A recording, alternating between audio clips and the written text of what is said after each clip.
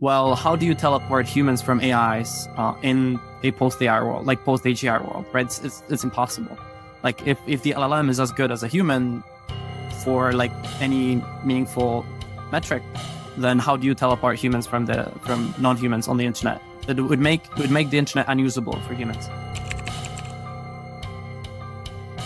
So, Worldcoin is now actually, from a market cap perspective, it's already bigger than OpenAI. So where does it go from here? What's the ultimate vision and also roadmap?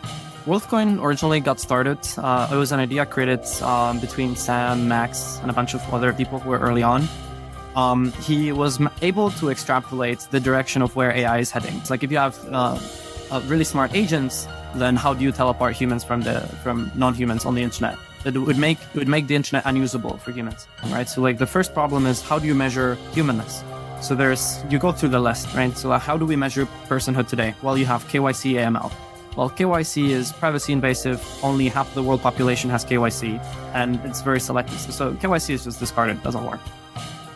Then you think of things like Web of Trust, meaning that you bootstrap a network of trust, and people who have trust vouch for other people to enter the network.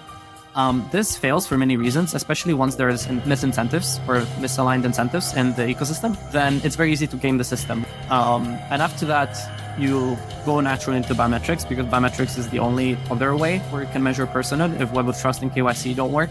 You start with things like fingerprints and Face ID. So fingerprints don't really work well, mostly because it's hard to prove liveness. Because if I put a fingerprint, it's easy to change my fingerprint. And also, fingerprints are not unique enough. It doesn't scale to all of humanity. Then you go to Face ID, and Face ID is a similar thing. The Face ID matches for every 10 million people. So for every 10 million people, you have a person who's able to, let's say, unlock your iPhone. And also, it's hard to prove liveness, right? Somebody can spoof the camera of the phone and present an image in front of it. But there's many easy spoofs you can check on YouTube, like how to spoof an iPhone camera for logging into Face ID with different attacks. The mid-term vision is that World ID can be used as a primitive for the entire internet. You need to build applications where you need to know that someone is unique.